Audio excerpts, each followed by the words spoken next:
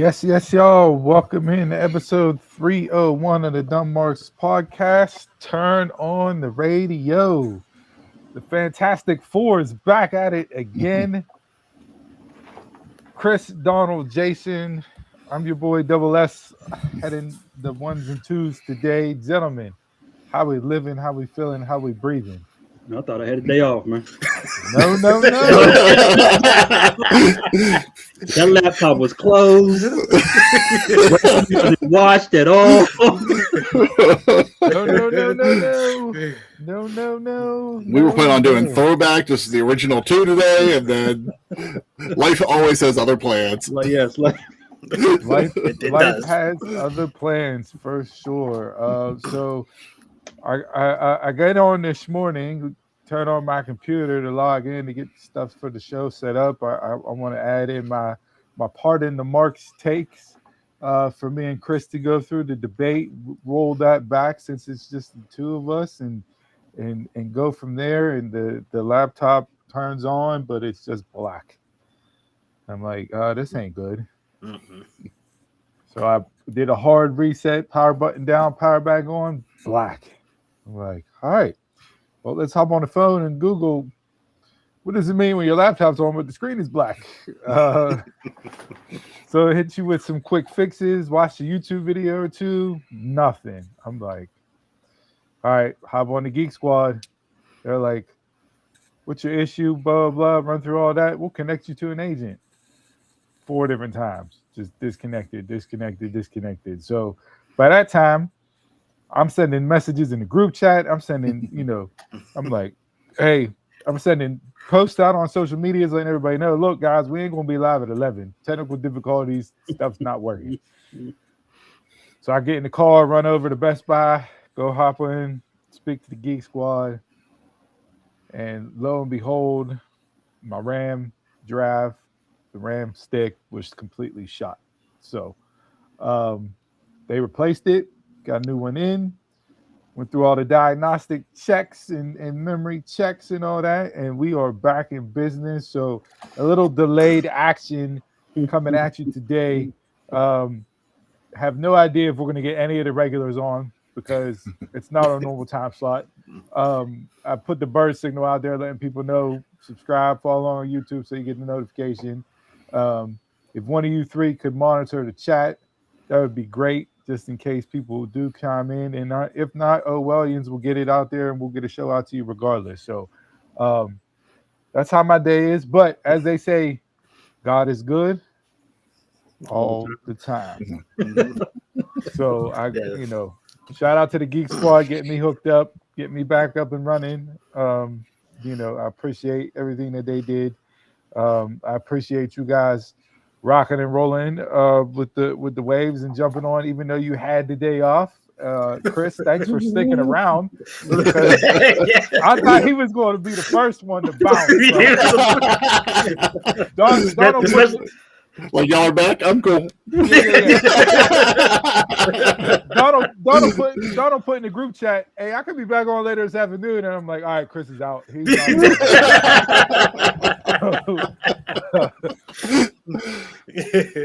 But it will be. Hey, this parkway shut down. I ain't got else place to go right now. So. Yeah.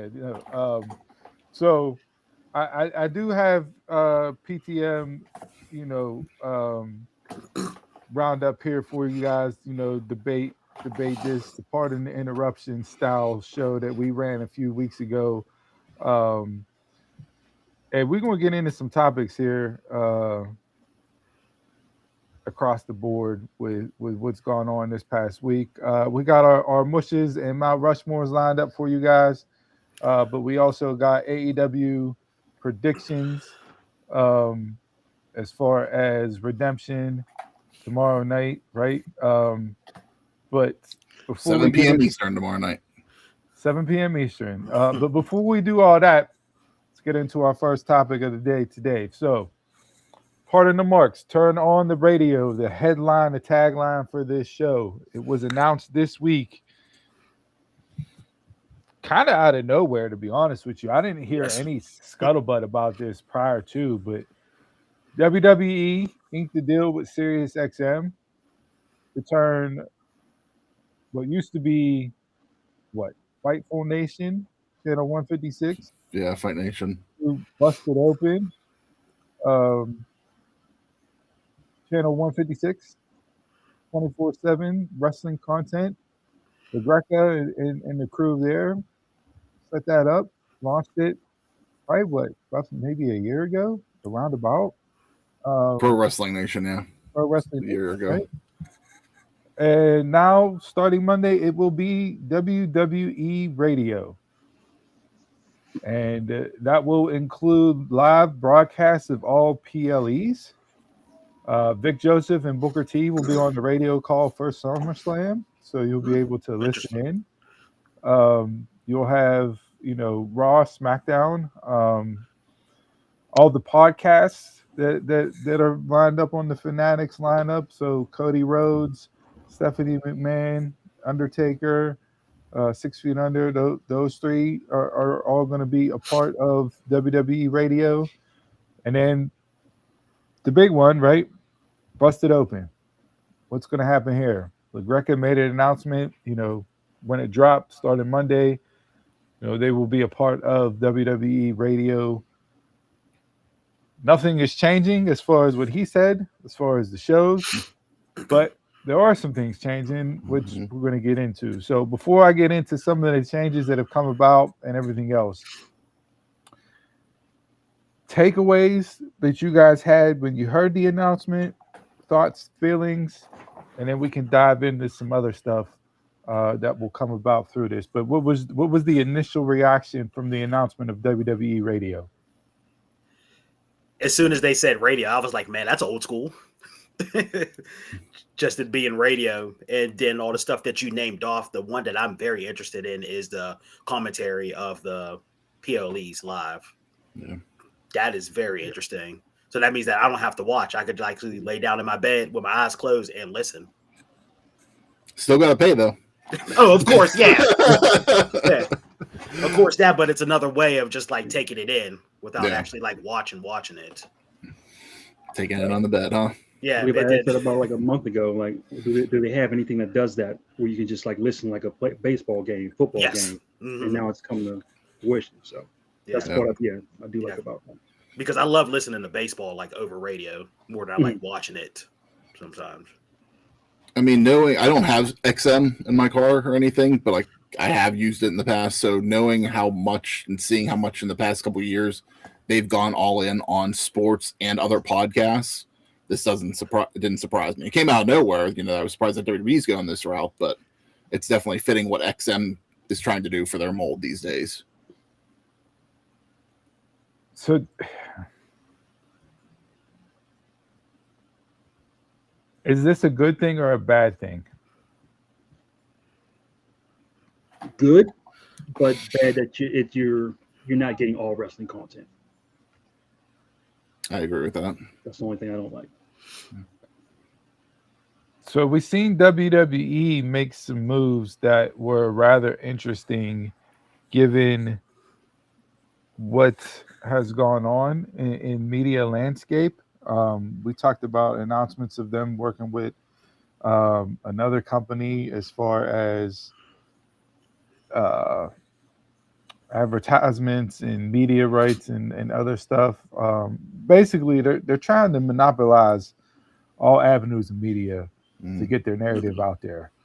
And what it's essentially doing is it's cutting off the places that AEW can go and have distribution of their product, right?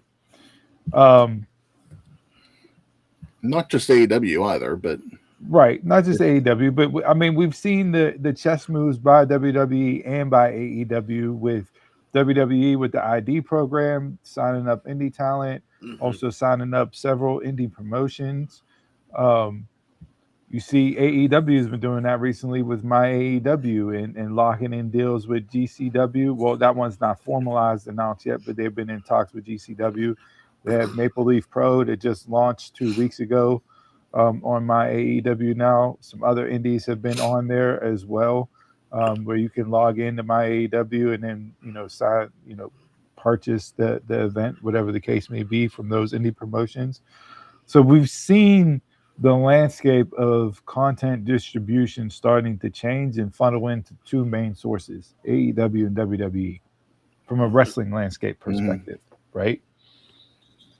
In my AEW, one of the things that's on there, and they haven't uploaded a lot, but like it's still in its infancy. They're still going through some growing pains on my AEW, like the whole layout and everything. But one of the things that they've had big on there since it first started was AEW podcasts, like, coming soon. And so it makes me now wonder, is this something that they might look at? They might study WWE radio's thing a little bit. And like I said, it's not just AEW that they're attacking. Like, you kind of have to be in good standings with WWE in order to be on that channel now.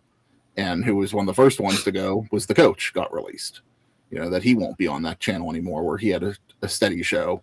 So could that be? I'm sure he'll probably pop up somewhere else, but would that be an AEW fit for him?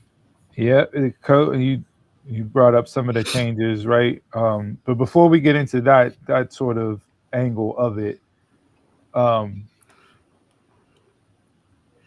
people immediately attacked LaGreca and busted open and put the WWE shields to the fire and said they sold out. And, Jason's favorite people.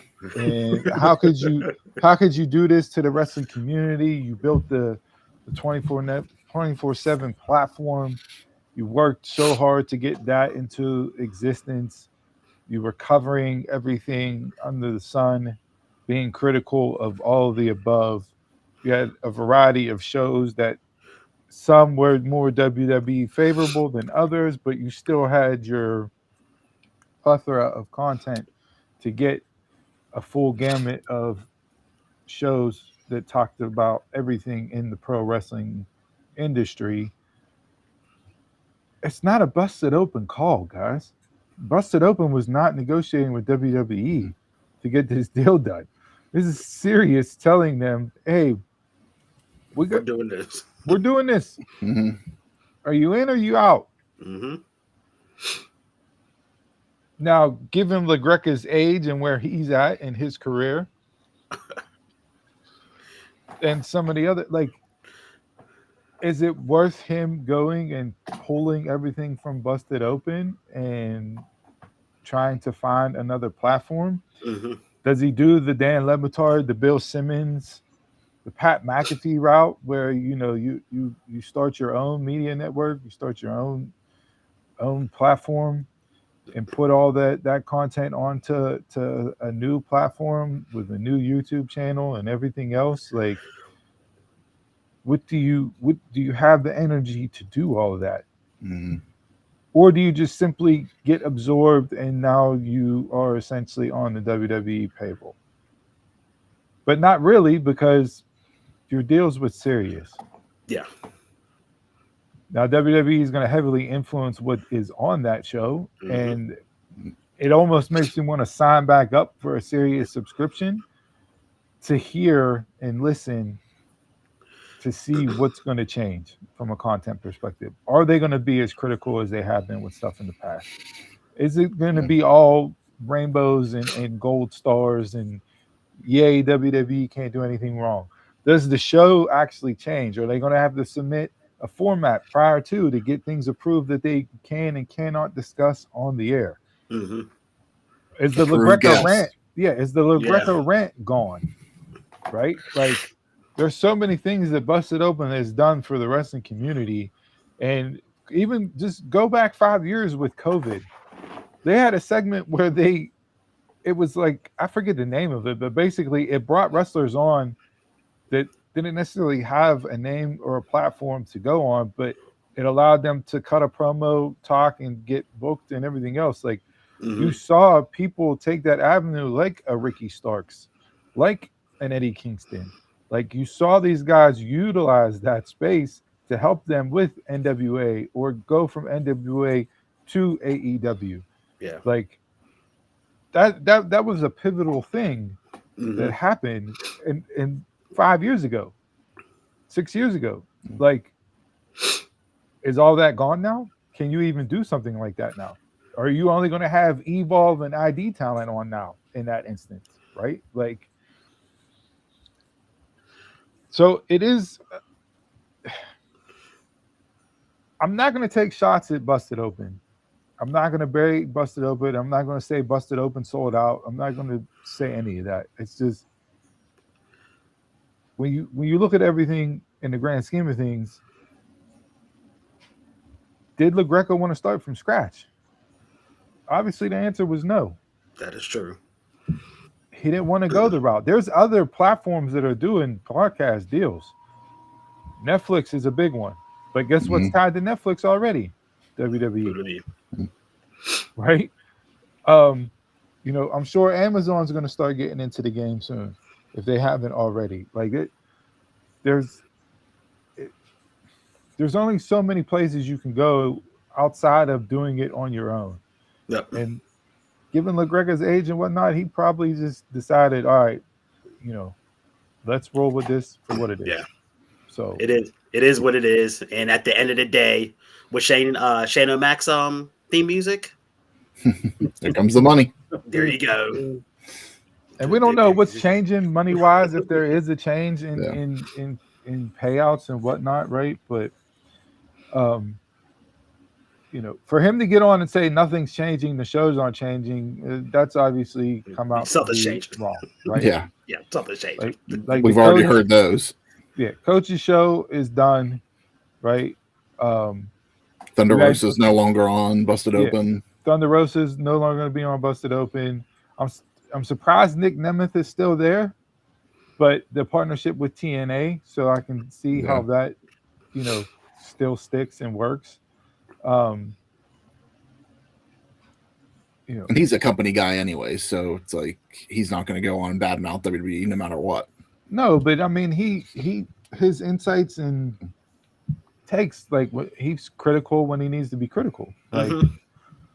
And there has been, and I noticed this watching a few of the recent YouTube clips that they've put up from Busted Open on their YouTube channel, because those are normally like anywhere between 15 and 20, 25 minutes long, depending on the topic, right? But it hasn't been the same energy as far as wanting to go out there and criticize stuff the way that it's criticized or should be criticized. They've taken a more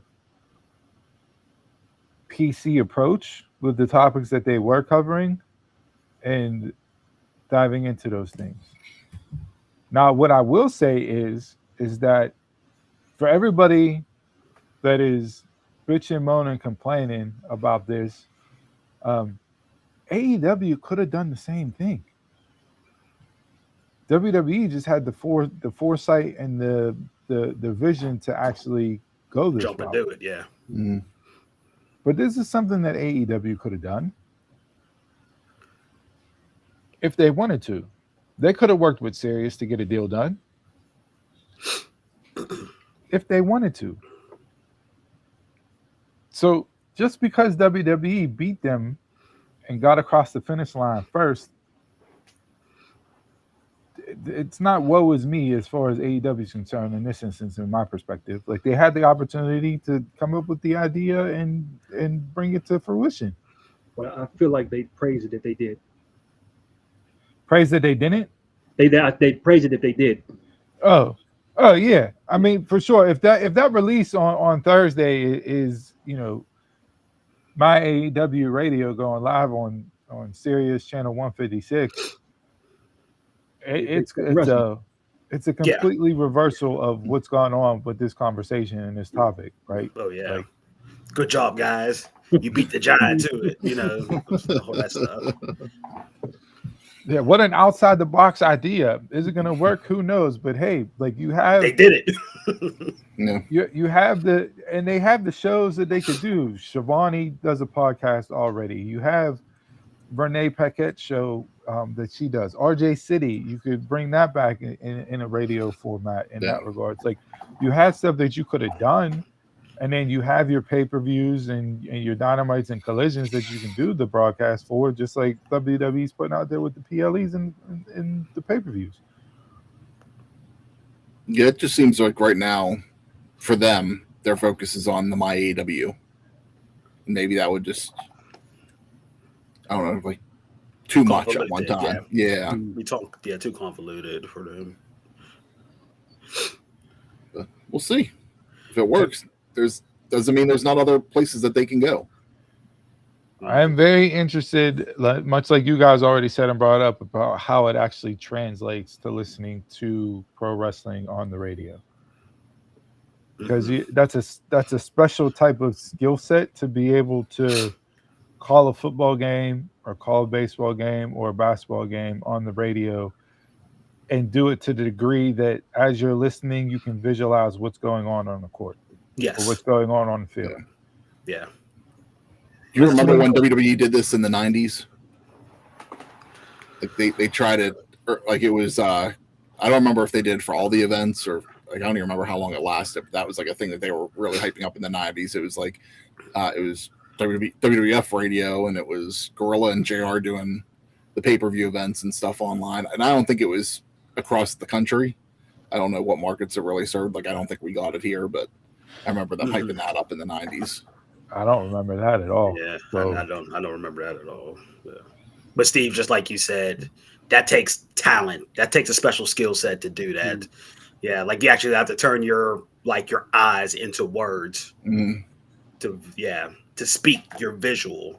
Yeah, I mean, you just can't say, "Oh yeah," and then it was like, "What happened?" You know, you just scream for no reason. Yeah, shucky ducky quack quack from Booker T is not going to work on the radio. Yeah, it's almost different because like usually the commentators aren't always calling the holds; they're telling stories like while they're talking. So, like, is that going to be the same type of commentary you're going to hear, or are they going to focus more on describing what you're missing? Did they say something about getting it both ways, or say something about say something getting it both ways? Go ahead, pause. Pause. No, but like you get like play by play, and then you'll get like the actual in ring or in building commentary. No, the Joseph and Booker, that's all you'll hear on the radio. So you. Oh, okay. So I thought they were okay. I thought they were like splitting up two ways. Like you'll get. No, you'll just get that. No. Okay. They'll be calling it as if they were on the broadcast TV wise, but it's strictly going to be for radio. So, again, special skill set, right? Like your Iron Eagles, there's so many that you can pinpoint to that do a tremendous job on radio for a game that you actually don't feel like you've missed anything. Mm-hmm. But that's going to be very difficult from a wrestling perspective. Yeah. Because normally the commentators add to, right? Mm-hmm. They're not the driving force behind, they add to. Now you're asking them to not only be able to tell the story, get the guys over with the whatever your talking points are and everything else, but actually describe the action in a way that the listener can see what's actually going on in the ring. So with that, with that, I wouldn't be surprised if they talk to somebody from ESPN or somewhere in the sports world to help them with that. Now, would that affect the viewing for you at all? Again, it's going to be dependent on how you're able to take in content. Like this for me doesn't really make a whole lot of sense, just because younger audiences aren't listening to radio.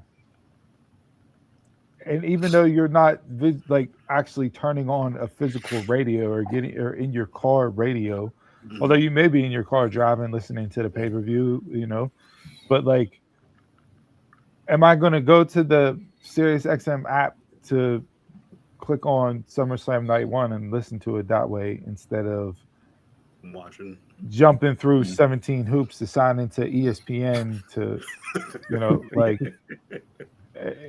my SiriusXM subscription can be like $5 a month. Is that better than spending $30 to watch it on ESPN? Maybe for somebody like me that's older, that comes from a generation that radio was a big thing. So yeah, maybe. But are you getting 20-year-olds that are not going to want to watch it and listen to it instead, I doubt it. It's just where You'll you probably- truly what are you truly trying to get with this outside of just monopolizing and taking up another stream of media that gets your narrative out there? For me, I'm not going to go look for it. But if I'm in the car and I have the option to maybe listen to it, like when there's an event going on, I would turn it on just to give it a listen. Or just go back and listen, Yeah, No. like anytime I'm driving, the Sirius is on. So, and you have 10 hip hop stations, one good song comes on. So it's like I'll probably flip to the rest and see what's going on that channel. Or it'd be interesting too for WWE to capture like our age group back. Our age group and older, the ones who faded away from wrestling, was like, hey, they know the radio, game and all that stuff. Maybe we could pull them back into the, to the fold doing this. And outside of like the normal busted open shows that are on there, you have, like I said, Cody, Stephanie, Undertaker. I think those are the three main Fanatics podcasts that WWE does. I think Sam Roberts has one. Not Sam. Not Sam was already a part of Busted Open, so like that's not a Fanatics WWE podcast, but it may be now. And Sam has been there, worked for the company for how long? So like he's all energy. Network days. Yeah. My interesting thing is like, what do you do to fill up the rest of the hours? So like, are you just gonna be the podcasts? But those only drop once a week. Yeah, but you got the library. That's what they'll be playing. They'll be doing archive episodes. I would almost want them to bring back and drop old PLEs. Let me listen to WrestleMania 17. Yeah, that'd be interesting. Yeah. Yeah, very. Yeah. Just listen to the commentary from that. Let me listen to the Boiler Room match from In Your House. Like, you know what I mean? Like to fill it, and let's run it that. The vault already drops old pay-per-views and content and everything else. So like we can shift that over from a auditory perspective and you can listen to it. And it's just playing the feed on the loop. Like it's no different than popping in the VHS or the tape with the music on it, and you're playing the song. It's the same thing. Yeah, because that's what I know for like. Take Conan O'Brien. He's had an XM channel for a couple years now, and that's kind of like what they do. He has a huge podcast network of a bunch of shows that he owns, and they just recycle the archives constantly. And then even like his old TV shows, they just constantly recycle them. So, and it's no different than what Stern has done since he came on Sirius. Yes, like you have the live show during the time that it's live, and then you're replaying episodes after that. And running a rerun of that morning show later on in the afternoon for the people that missed it, and then outside of that, you're running other episodes. So, yeah, I mean, do you necessarily need to fill live content 24 hours a day? No, but not at all. They need more than just what's the Sirius Open or Busted Open block of 10 to 4 or 10 to 5. Call the Dumb Marks. We'll do your rush hour home. Yeah, we'll do Dumb Marks after dark. If you're doing audio, can we get best of promos? I was gonna just say that. They give me an hour of Hogan promos. Yeah, man. Hour of Dusty. You don't know how much stuff I download on LimeWire just a promo. Just had a playlist. An hour of the rocket ship going to the moon. The best of the rock. Hour of Savage. You imagine falling asleep in the middle of the night. You got Warrior coming on, cutting a promo about the. Imagine that dream going on in your head. Just listen to that going to sleep. Sleep paralysis, demon. Wake up in the morning. What did I eat last night? Did I drink too much caffeine yesterday? Nope, it was Warrior in the background.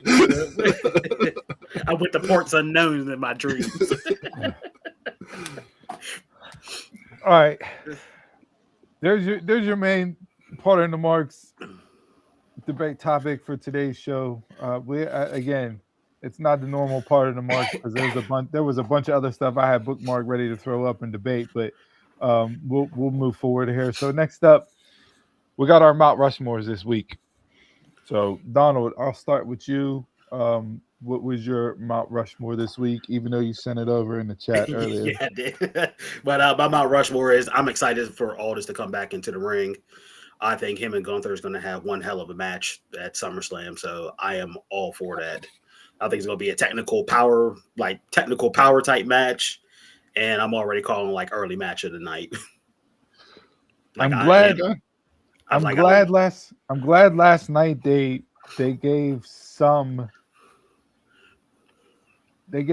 background as far as Aldis's accomplishments in pro wrestling. Mm-hmm.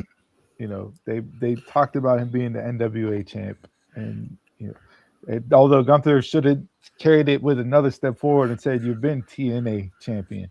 All the accomplishments. Yeah, don't just stop with the one. Although the one was, you know, the longest reigning NWA champion of all time. But I, like you know, for somebody that is a year younger than when AJ Styles debuted at the Rumble, and AJ put in a decade run. So, you know, is this going to turn into Aldis back in the ring full time? I don't think so. The way that they've said it and laid it out, it's kind of a one-off. Mm-hmm. But I wouldn't mind seeing him actually get a full-time run in WWE and see what he can do, because he's a guy that, to me, checks all the boxes in pro wrestling.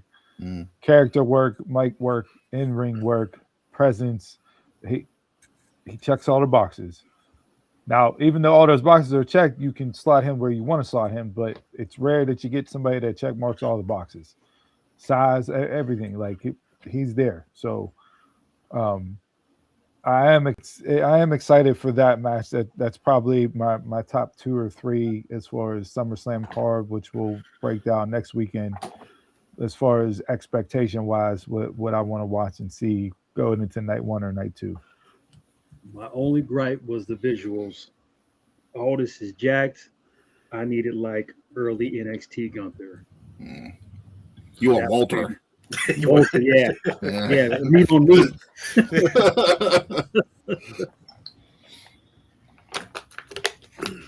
But it's similar, but different styles at the same time. You know, so I think I'm hoping it delivers. Now, rumor was that this was supposed to be Drew McIntyre and Gunther, but Drew's off filming something else again. So, you know, they pivoted and went to Aldis actually coming in for the match. It's good. It's not upset with that. Yeah, I'm not upset with it. Where to be Drew and Gunther, the 2 heels, but we see how that would have went to, you know, how they would have got to that. Where this fits more for Gunther's thing, you know, like the retirement run he's on. Have they completely dropped the ball with his booking this year? Haven't they dropped the ball on booking completely? I don't think. I mean, you retire Goldberg, you retire Cena, you retire AJ. Then you have a match with Seth at WrestleMania.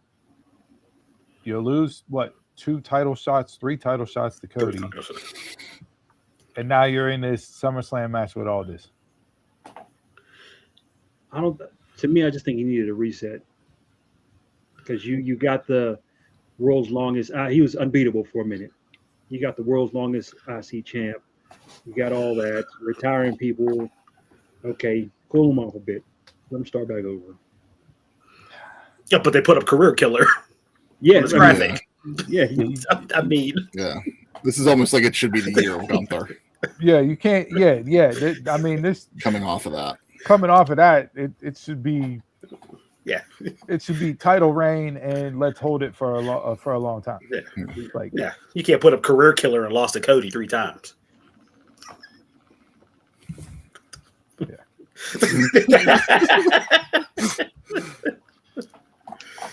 Jason, what was your Mount Rushmore this week? I didn't finish watching too much stuff. One, Maxine just looks great as a heel. Maxine, I don't know, them shorts just did it for me. But Blonde hair doesn't hurt.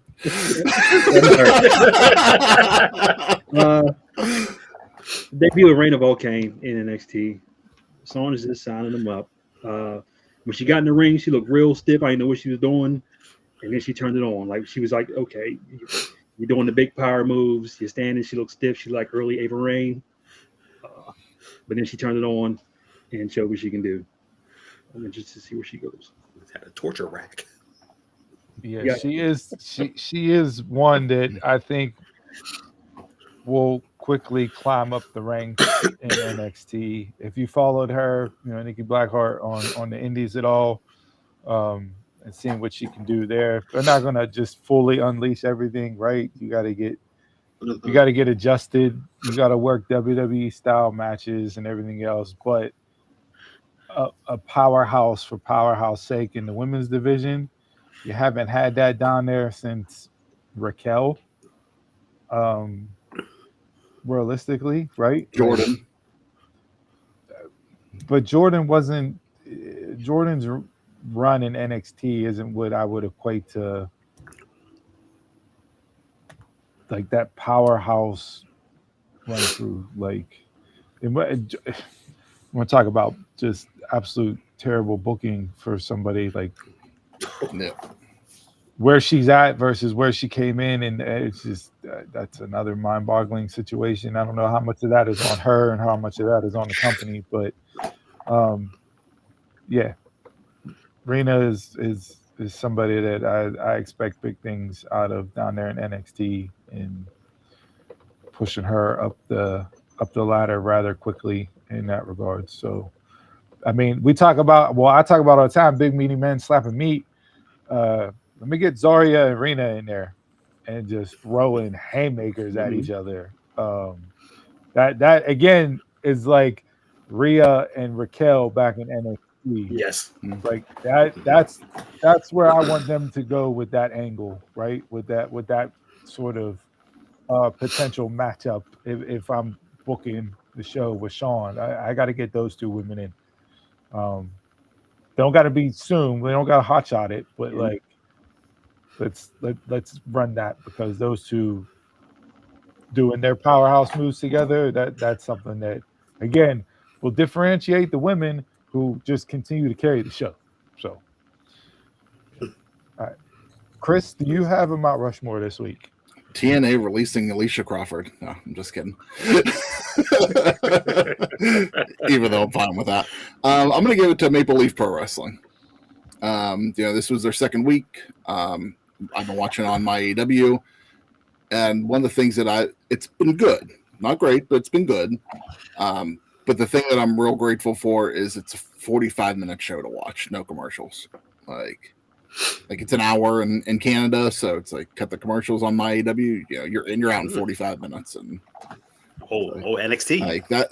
I've been missing an hour-long wrestling show. So hey, MLW Fusion. 6:05, 45 minutes in and out. So yeah, they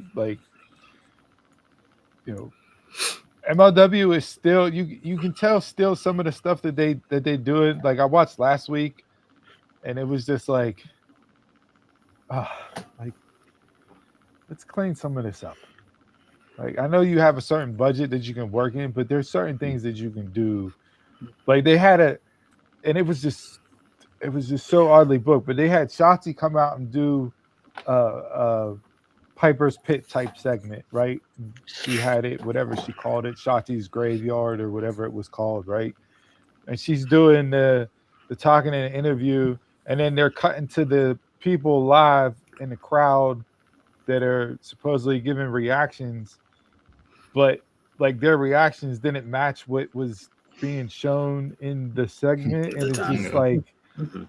And then you had Scarlett come out, and then Lady Frost come out, and them three go back and forth, and then and then it led to Shotzi saying, "Okay, well, you two fight each other, but actually don't. I'll fight both of you." And it was just so weird production wise, and none of it lined up. And it's like, all right, like let's cut some of that, cut some of that stuff out to where it's like you're hamstringing yourself because it's truly showing all of your limitations with what you can do, production wise or budget wise, etc. Right? So, but like when you look back, and this is kind of becomes a lot of my frustration in wrestling overall, where I know these companies can do better because they have, and they just don't.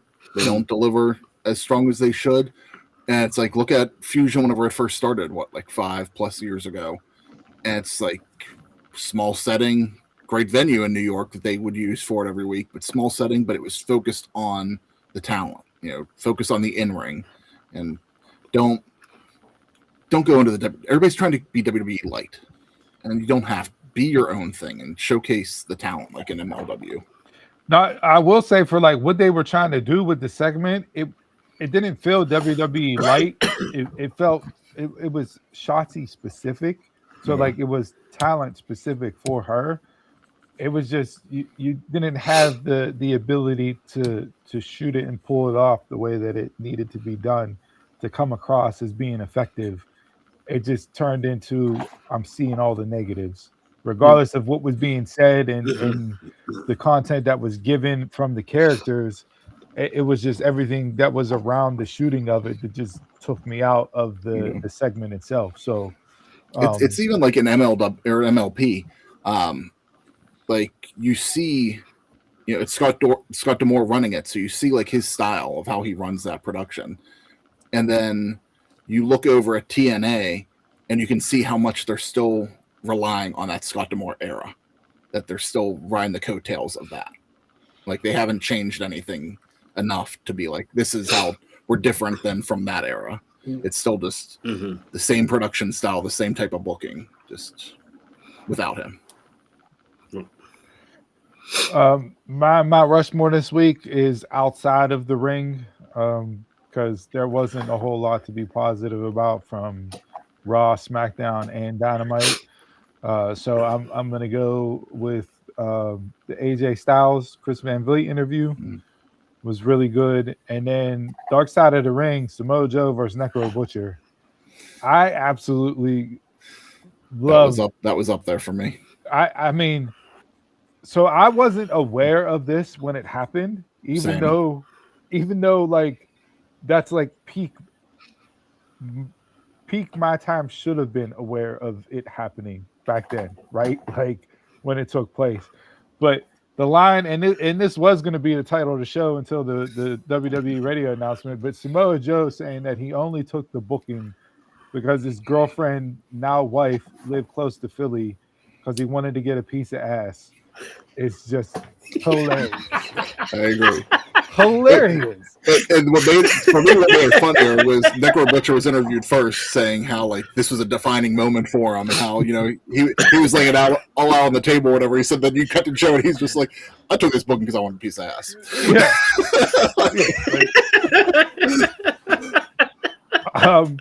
But they damn near played the entire match during the episode. So like me seeing it now for the first time, you want to talk about like, I was like cringe. My stomach dropped, sick to my stomach watching some of the stuff that happened during that match. Like, I don't know how Necro Butcher is still running to this day and doing what he does as far as deathmatch wrestling stuff. I mean, and the fact that Joe's like, he's blind. He can't see anything. And Necro's like, yeah, I take my glasses off. It's fuzzy this, fuzzy that, fuzzy there. And I just swing and try to hit the fuzziest picture I see. And I'm like, bro, you're out there wrestling like that? And they can't see anything? Like, that's 20 years ago. Yeah. So, I mean, that was tremendous. That all 4 episodes so far on Dark Side this season have been a home run for me. I'm super interested in the Big Boss Man episode next weekend based off the little trailer and snippet that they played for that. I hope So, they yeah. keep releasing them on YouTube. Yeah, I think Dark Side of the Ring. The first couple seasons were absolutely excellent. Then they lost their fastball, and it's kind of like, all right, it's run its course. Now, so far, these 4 episodes in, this is like season 1 all over again for me. I'm completely hooked and want to watch next week's. Like, I'm back. So I'll give it to Dark Side. But if you haven't seen the Necro Butcher Joe episode, go check that out on YouTube because it was an absolutely entertaining hour of just holy shit, that really happened. I can't believe they did that. Like, I mean, he takes a spot, 2 spots that the man should not have gotten up and walked away from. A power slam outside in the crowd, where Joe's foot slipped and he goes literally head first into the Necro goes head first into the concrete because Joe couldn't fully rotate, and then Joe does like a semi-Spanish fly off of the ring apron onto the cement. There's no pads around this ring. It's just cement. Old And ECW. again, Necro head first. And Joe's like, everybody talks about him in that spot, but nobody talks about him landing on my head, driving my head into the concrete. Yeah. Like, it was absolutely What about insane. me? What was that?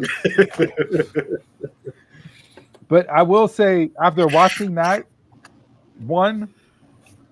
I can't, and like I can't go that style of wrestling for me now in 2026. I just can't watch. Yeah. No. I can't. No. And ECW back in the day, I had no problem. It was holy. But now it's like, no, turn this off. I can't. Like, so. It keeps popping up on my timeline. Remember we watched that hardcore match at CZW with the trampoline, barbed wire trampoline? Okay. Yes. That keeps popping up on my timeline. And I cannot. Yeah. No, you can't watch any of that. What stuff I've watched now. of CZW is what I've watched of it. I can't go back and watch more of that. No. Well, Hook made his debut in CZW, so let's get excited about that. All right, those were our Mount Rushmores this week. Head on over to social media. Let us know which one from what caught your eye for this week that stood out as a Mount Rushmore. And let's get into these mushes. So, Donald, I know you gave a 1 through D list. A through D is mushes. I did. I did. I gave it because I didn't know if you were solo doling it, so I just gave you every form of entertainment. But I'll just keep it with the wrestling. My bush is the whole main event scene in NXT. It's a mess. It gotta go. Tony D is not believable. Naraku, he is a joke now. Just keep laughing off into the sunset somewhere. Like, they go back to being evil. And then when Santana came out, Mike No Pop Santana does absolutely nothing for me. I am totally 100% disinterested in the whole main event scene and men's main event scene in NXT. Trash. Yeah. It was just a weird thing to do on a random Tuesday night. Like, why are you rushing to debut Santana there? We know he's coming in. Like, and he threw up the 721 graphic on Twitter and whatnot. So like, okay, and he teased that a week or two out. But again, just like, why? And then why are you doing like? It's just at the end of the match and just it felt like the Ricky Saints debut, but it should have been more impactful. Not to fund TNA, but it should have been more impactful for that. I'm not going to throw shade towards Santana. I really like Santana, and I truly hope he succeeds in what he's doing there, and we'll see. But he bet on himself, and he went from catering not being used in AEW to TNA champion, and now in WWE. So far he's been right, and we'll see where else he goes from there. But yeah, the main event title or main event picture in NXT is absolute dog crap right now. Who I kind of see potential in is Nico Vance. For some reason, he just has a look.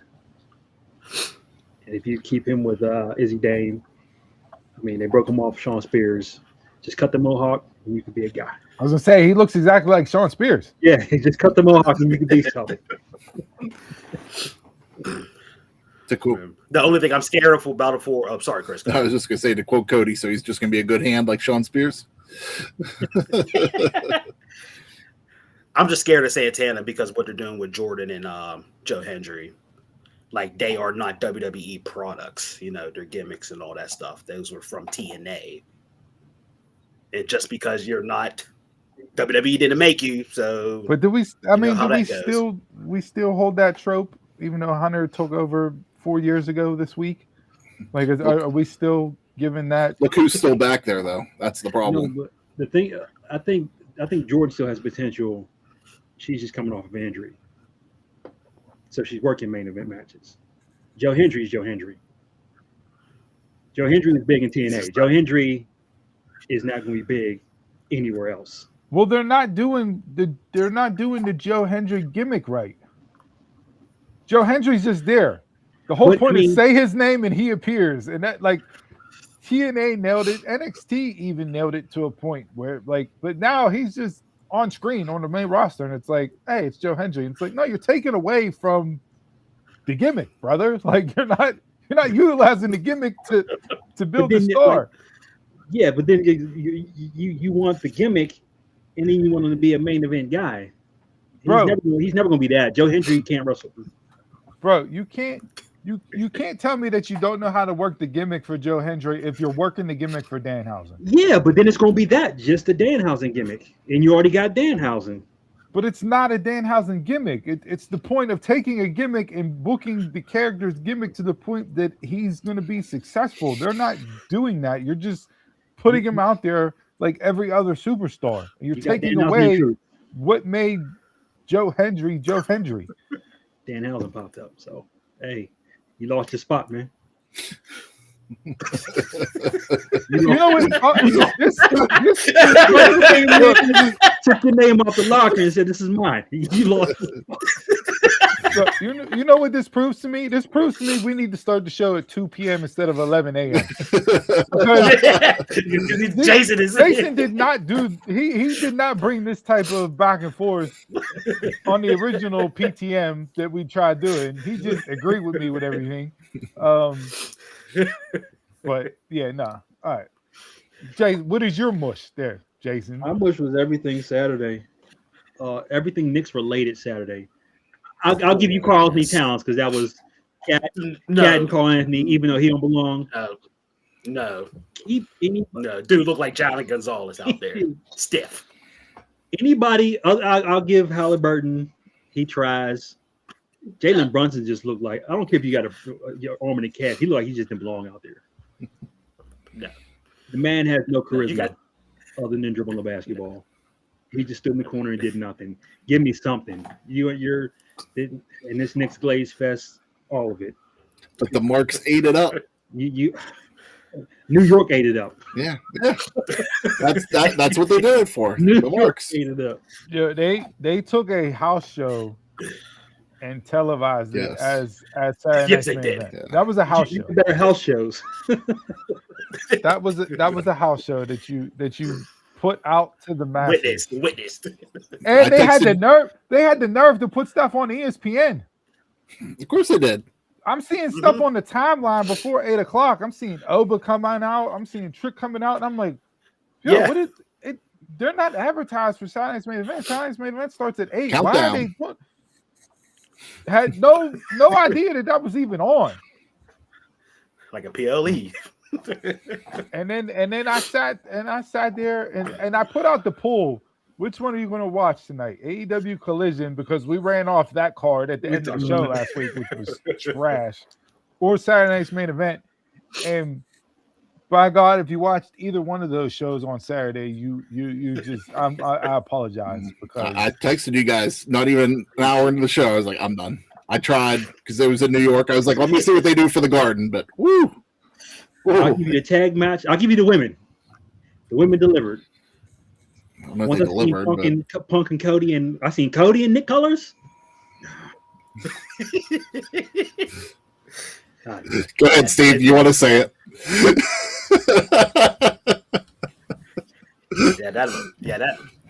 That whole Roman segment was so bad. Like that's a spot made for, like I've seen people saying, for like a white meat baby face, like Cody out there. They're like, Roman's a heel. You said acknowledge Roman's us. a heel. Like Roman's a heel. It did, like you said, Brunson and Halliburton didn't need to be out there. 2 hurt players. You think their boss is going to put? No, man. 2 injured players, and they were just staring at each other. For all that, just kiss. For all that, just kiss. The line of the show right there. Chris, what was your book? This has been going on in my mind for a few weeks now, and it continued on this week. What the fuck are? You've been watching wrestling? A little bit here and there. Yeah. You got out a new love to watching old love. You got out a new love to watching old love. Why is Will Ospreay with the Death Riders? Oh yeah, you haven't watched that long then, because that's been the entire year. Oh no, I know. I mean, I know this has been going on. This has been a thing of mine for weeks now. Like, we're trying to build up to this match of him versus Kenny Omega. Get the fucking Death Riders out of there. Agreed. That is just to put Jon Moxley in a spot. That's the whole reason for this, to keep him in a main event spot. The Jericho segment. Yeah. He's the new Jericho. Like, we got nothing else for him. Let's put him in here. Yeah. Like it wouldn't surprise me if this didn't become a triple threat match at all. It's been a few weeks now. It's just like get this man off my TV screen all the time, but get him away from Will Ospreay. Don't do that. Yep. What, you broke his neck, and he joined you to help him get stronger? I mean, that's like Daniel LaRussa breaking his leg, and instead of Miyagi doing he goes over to Sensei Kree and joins Cobra Kai to get his leg healed. That's exactly what that is. Or that's Karate Kid 3 too. You know, Miyagi won't coach him, so hey, I'm going to Cobra Kai. Yeah, John Silver. John Moxley's Terry Silver. He's Terry Silver. John Moxley's Terry Silver. You know what? That sounds like Tony Khan booking. If Karate Kid Part 3 plays after Dynamite this Wednesday on TBS. You know who's a big fan? Shark Ray, whatever his name is. Stingray. Stingray. Oh, no. Get that man completely away from me. Stingray's dropping gems. He's writing. Probably is. You heard of Freddie Prinze.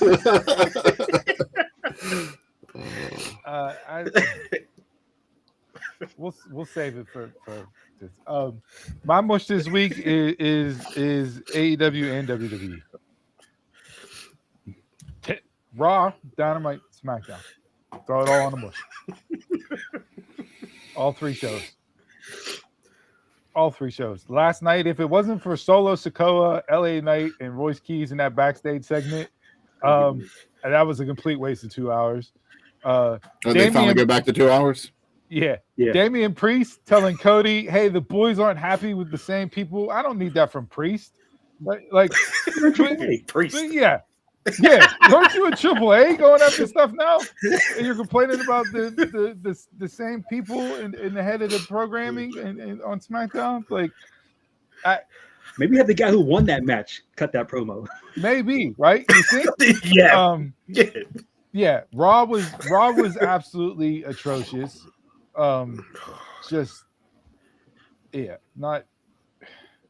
You're 2 weeks out, and Roman's not going to show up because he stood in the ring with Jalen Brunson on Saturday night, like you guys talked about. The Vision feuding with Alpha Academy in 2026.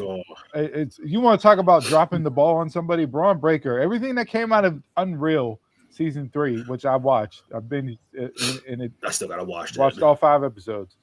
Just AEW. we'll get in, I'll get into my AEW stuff here when we get into predictions coming up right now. But yeah, those 3 shows this week are my mush. So Braun Breaker is right where he should be. Yeah. Chris doesn't have faith in the future. Chris, I'm starting to see your light a little bit. Kick up and spear. Cookie cutter. Cookie cutter. Don't do that. Man. Don't do that. You know, Braun can do way more than that in the ring.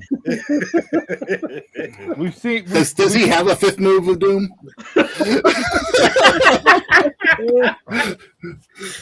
We don't got time for that. He honestly, he is one of the reasons why I stopped watching. He has the spear. He has the lap around the ring spear. So did Braun Strowman. He is the spear from one announce table to the next. It counts as one spear. That's all it counts as. In the Frankenstein. It's like just a little bit. I'm starting to see what Chris is looking at. Like, I know he can do what he wants to do, but again, anything not on TV is canon, especially now.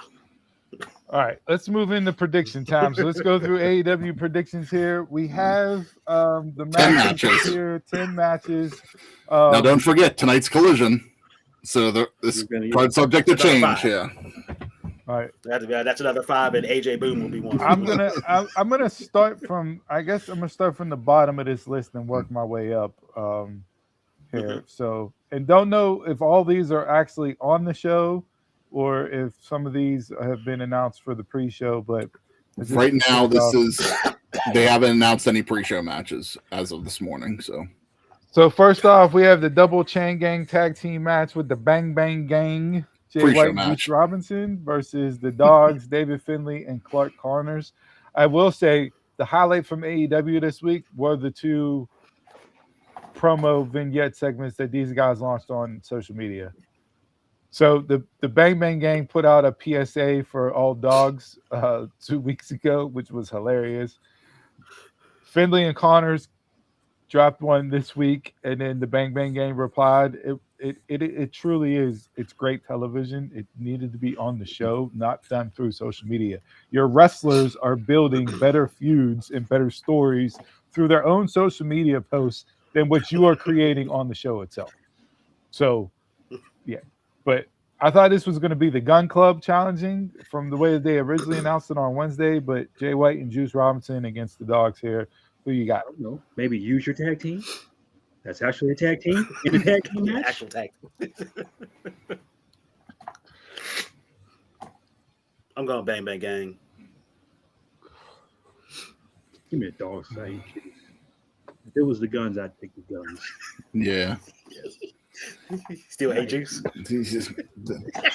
hate Juice, but like Jay, so I'm gonna go with Jay. The Bang Bang Gang has the best entrance in all of professional wrestling. All of professional wrestling. I'll take it over Tricks. I'll take it over Obas. You name it, I'm taking the Bang Bang Gang entrance and over everybody in pro wrestling. Man, you got some praise for AEW from Steve. Take it while you can get it. That's the only positive thing I will say about AEW. And we will get into reason why as we go through this card. But I got the Bang Bang Gang going over here. So hold on, what's double chain mean though? I think all 4 men will be tied together. Oh, okay. Cool. So a dog collar match. Essentially. BDSM match of the night. All right. And again, this is not necessarily in order of the show, but next up we have the AEW National Championship, Mark Davis versus Andrade El Idolo. How you know? Who you got? Every time I hear national championship, I'm thinking college football. Well, just wait till I read through some of these other championships. They're on this list. I'm looking at it. Bad. They need to get rid of all these championships. I'm not a Mark Davis fan. Give me Andrade. Andrade needs to do something. Isn't Andrade trying to go for the main belt? No. Give me Mark Davis. They've all relegated to something different. Give me Andrade. I got Andrade. It's just Don Callis family can take a hit. Transition champ. You have you talk about champ. you talk about the most useless faction ever. One of the most Ever useless created. belts in pro wrestling too. Just put it back on Ricochet. Next up, AEW TBS Championship.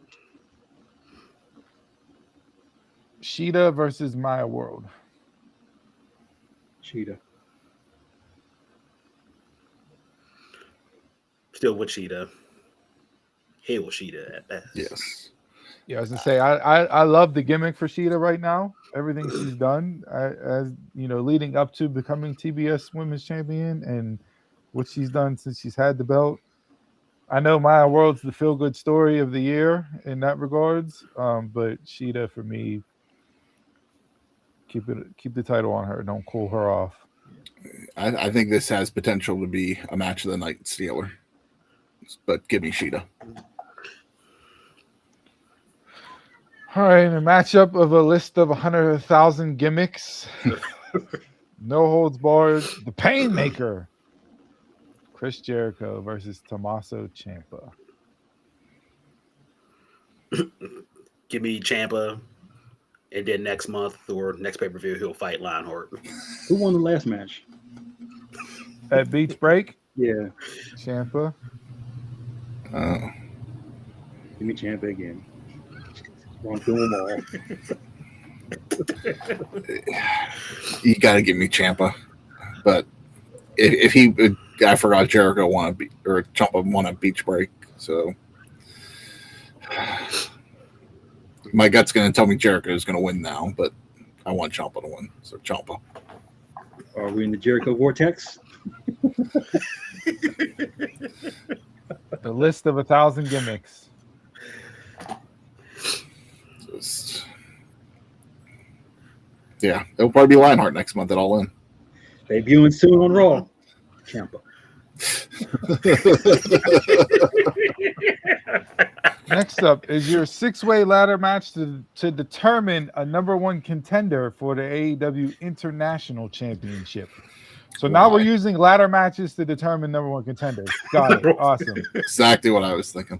Jack Perry, Beast Mortos, Commander, Speedball Mike Bailey, Nick Wayne, and El Clone. This is everybody from AEW Dark getting a match on the pay-per-view. This match should be on Collision tonight. How are you utilizing ladder? Like, what are we doing? So they're grabbing the brass ring, the Sonic ring. Probably. Why not just do a casino gauntlet match instead of doing a ladder match here? Yeah, Jack Perry. Jack Perry. Give me Speedball unless Mortos pulls that Mercedes move. I know somebody. Give me Mike Bailey. I feel like he's the one with the most potential in this match. Give me Commander. Do something different. It's for Kyle Fletcher, so it's like you got to have somebody for him. He's already done Mike Bailey. I don't need Jack Perry, but I'm sure Jack Perry's going to be the one to win. Well, obviously, Chris is just gave away his pick for this next match. So the AEW International Championship, Kyle Fletcher versus Bandito. Bandito pinned Fletcher on Wednesday Night Dynamite in a pointless tag team match. And that gave you your ending for tomorrow night. Absolutely nothing to do with then throwing two people out there. Didn't we talk about this last week? Yeah, we did. We talked The week about it. before. Yeah. You're Ring of Honor champ, just getting pinned and beat constantly. Makes no sense whatsoever. It happens again.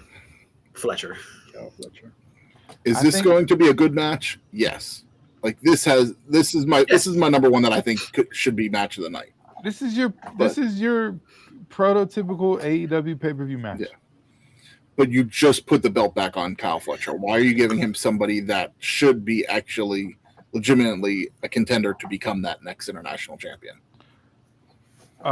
Based off of what they did Wednesday night with Fletcher yelling at Okada, I wouldn't mind seeing Fletcher, Okada, Takeshita at All In for the international championship. I want another.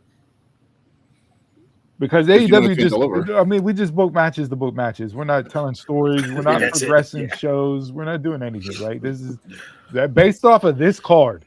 This is just matches for matches' sake. Yes, it is. Nobody has a redemption angle on this card, and the pay-per-view is titled Redemption. So, all right.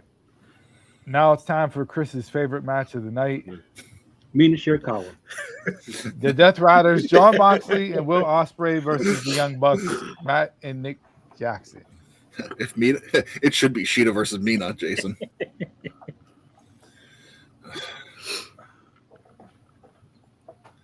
Honestly, before I even get to the prediction, I thought, Steve, you always talk about how you want to see a tag team match main event of pay-per-view.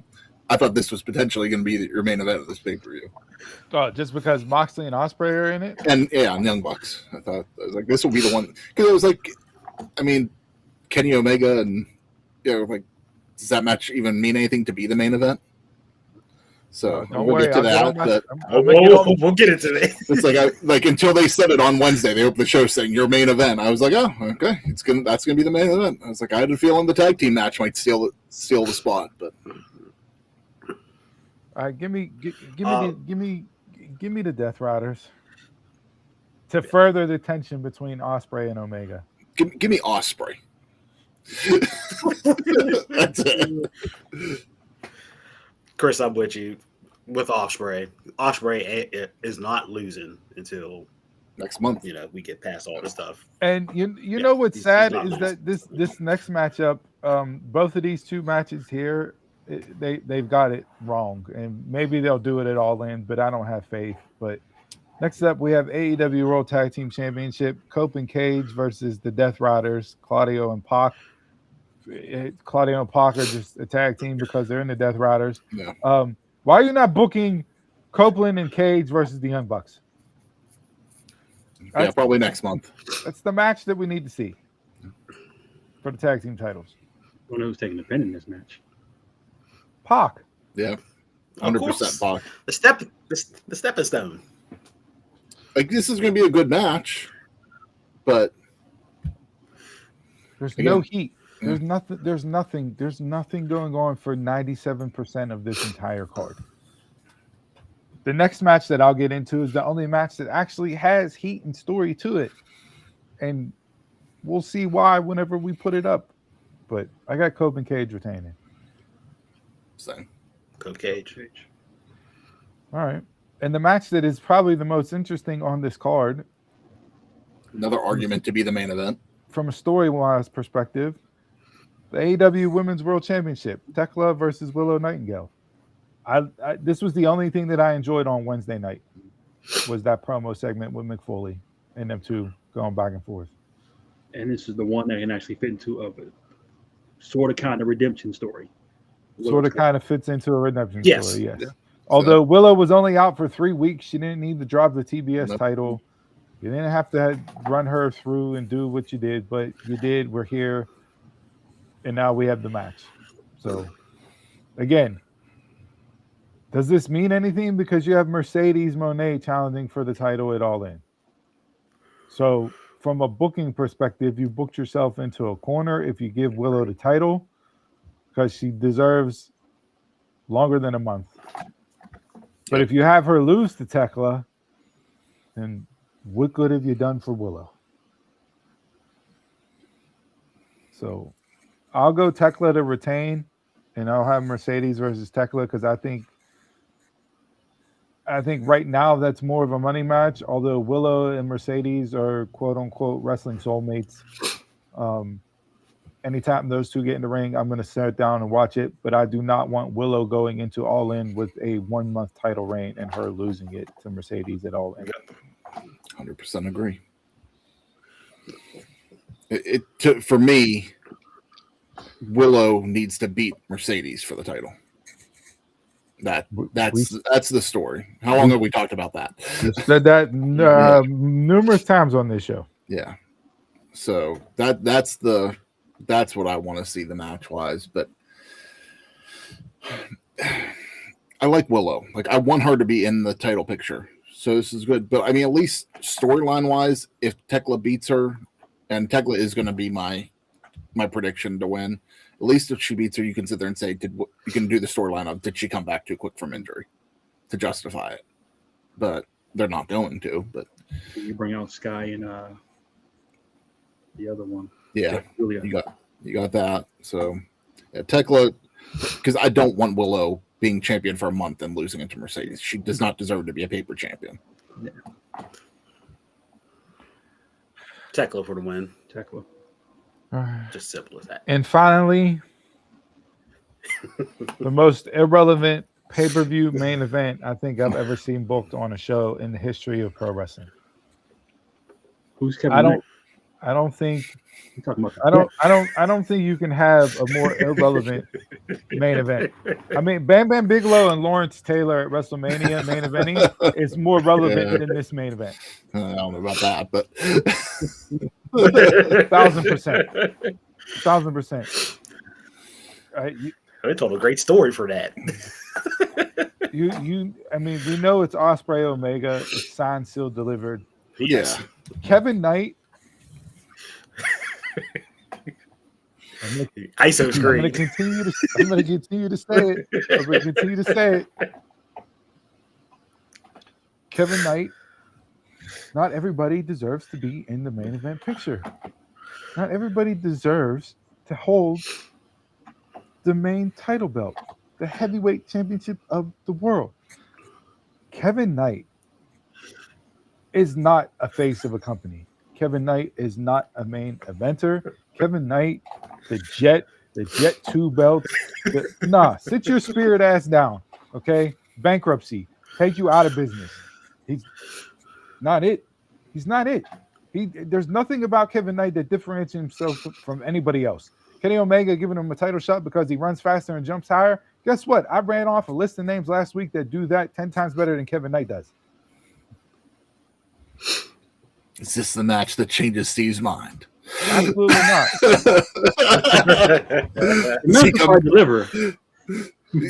But yeah, Omega's going to carry, I think. But well, it doesn't matter if the match delivers because just like every other fantastic 7-star AEW match that has gone on this year, I have forgotten about every single one. Not one of them has mattered. Not one of them has stayed current in my memory bank that I automatically go, oh, go see this.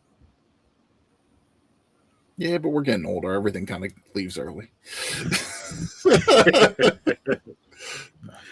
No. And MJF with the Hogan creative.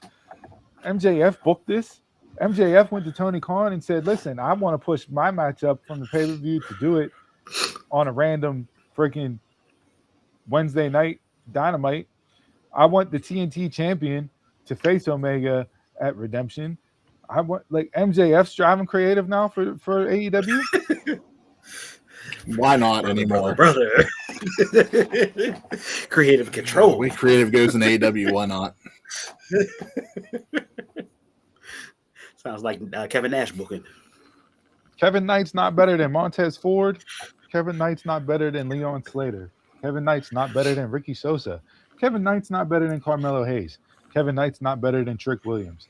Kevin Knight's not better than Obafemi. Kevin Knight is not better than your favorite wrestler's favorite wrestler's favorite wrestler. Kevin Knight is stuck between Carmelo and Trick on the Temu ship somewhere out in the Indian Ocean. Tune in next week. Will Steve eat his words? Or will he pat himself on the back? I'm always going to do that.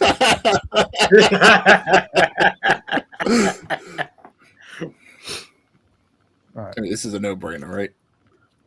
Yeah. The Jet. You want me to spend $50 on this? You want me to spend $50 on that? You don't have to spend $50. Head over to themarkspod.com and click on that Surfshark link so you can only watch it for $9.99. Look at Chris. Like he never left. That's what they're giving you, man. This. So I've actually seen a lot of people this week talk about how they feel this is one of the worst build-ups to an AEW pay-per-view. And just like 2-week build. And it just feels like to me like when WWE Network launched. As long as you get your $9.99 worth, that's all that matters. That's kind of the way I feel AEW is going right now. You know who almost made my Mount Rushmore? Alvarez. Just because the man is making sense. No, he's not. Have you listened to him lately? Hey, when you talk about AEW, he's making sense sometimes. Yeah, I've heard him and Meltzer have been arguing. Yeah. Meltzer's praising it, and he's saying, like, are you watching the same program I'm watching? Actual critical criticism.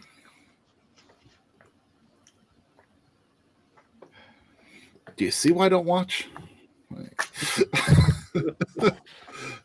All right. Anybody I miss this. I don't miss watching it on TV. Anybody have any quick hitters that they want to get into before we wrap up the show and get out of here? Speaking of AEW, something that's affecting them, the Paramount HBO merger is on hold. Unless a judge changes the mind, Paramount is putting the merger on hold till next June.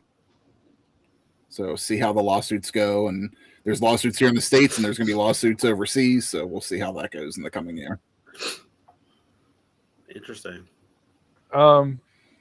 If WWE did what I'm about to say, they would absolutely burn down the internet wrestling community, the IWC, everything. AEW right now is listed tickets for All In for as low as $2. $2 tickets for sale right now for All In. That's just getting in the building. Is that actual price or is that is that code name conversion? No, that's the actual price. It's $1.50 pound. Okay. $2 US for All In. Okay.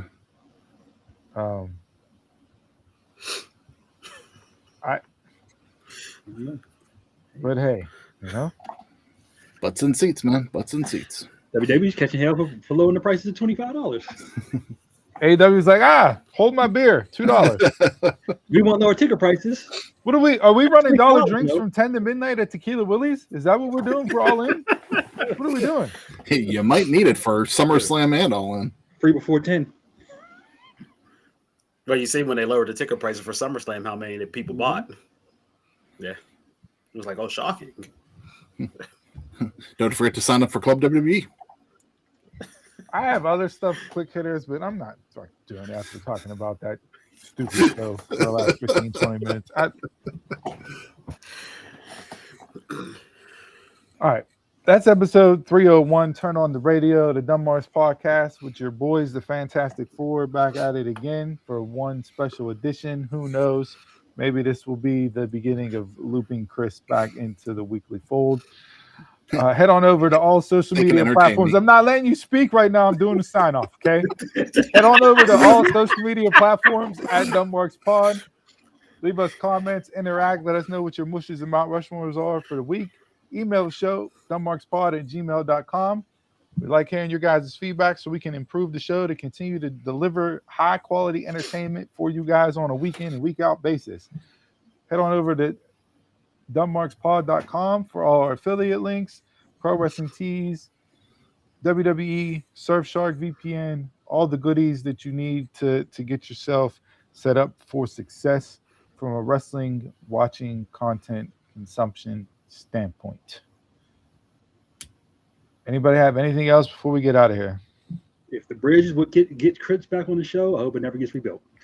It opens up this week.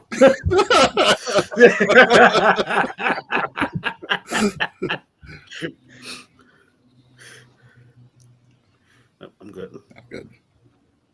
All right. Well, this week's quote of the week is one that I just came off the top of my head with because I didn't have time to do any research to pull anything beforehand due to all my computer issues. So if your glass is half empty, go to the refrigerator and fill it back up. If your glass is half empty, go to the refrigerator and fill it back up. And with that being said, I'm a Mark, you're a Mark, Telemark. Until next time, y'all can catch us around the way.